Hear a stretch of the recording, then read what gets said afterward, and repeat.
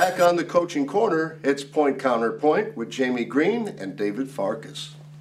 First of all, I was at an interview last week for a feature film. Did you go, wait, stop, did you go dressed like that? Yes, I did go dressed like this. Why? Well, you look like you kind of rolled out of a Goodwill Industry truck or something.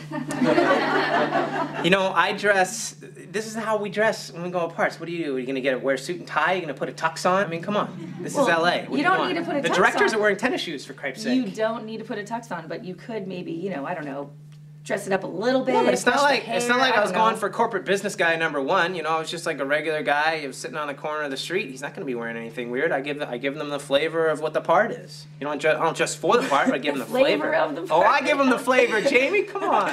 Okay, well, you only get the first look once. So, I mean, I'm not saying you go in a tux, but you at least want to be a little bit sharp. You know, you want to catch their eye, right? You don't think I'm sharp?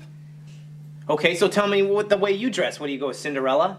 No, I don't go as Cinderella, okay? Put your 5-inch pumps on and say, hire me, I'm awesome. No, it's not about the pumps. It's just about having a nice polished look to you when you go in. Depending on what part you're going for. If you're not going for a nice polished part, I wouldn't put a nice polished Do they anything on. They need to see you in the garb that you're... So if you're going to go read for a policeman, you wear a frickin' police I don't costume? go that... I do bring a gun, though. But I don't go that far. No. Okay, good. But I like to, you know, listen, if I'm going for a hobo, I'm not going to wear a suit and tie. That's my point.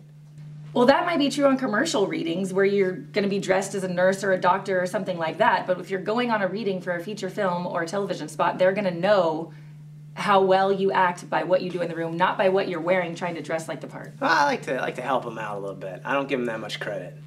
You know what, Dave? That's your problem. You're such a smartass. You never want to listen to the other side. I'm a smartass? Yes, you're a smartass. I'm a smartass because your side is wrong?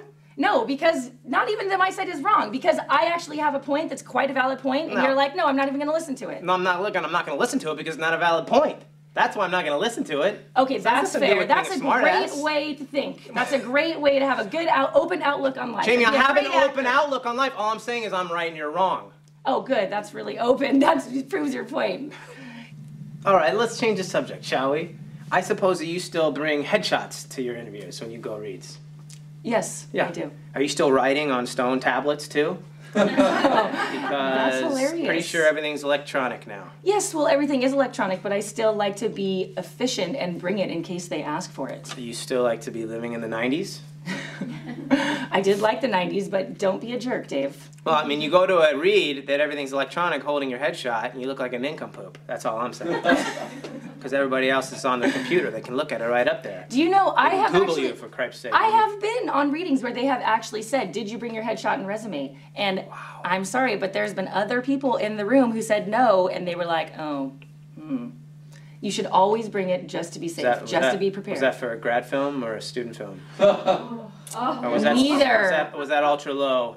Ultra low budget, SAG ultra low budget, yeah. Deferred payment, you know probably? What? You know what? They want your headshot for a deferred payment project, Dave, probably? You really need to, like, shut up and start bringing your headshot and don't dress like that. And you're probably the type of person that downloads their sides 5 days ahead of time, runs it with every member of their family, and gets it all down pat.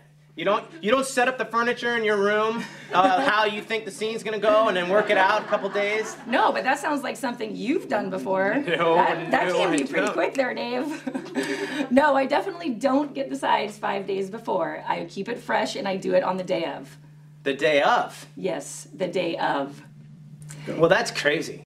It's not crazy if you want to keep it interesting and spontaneous. I say keep it simple, and that's my point. And I say be prepared. That's my counterpoint.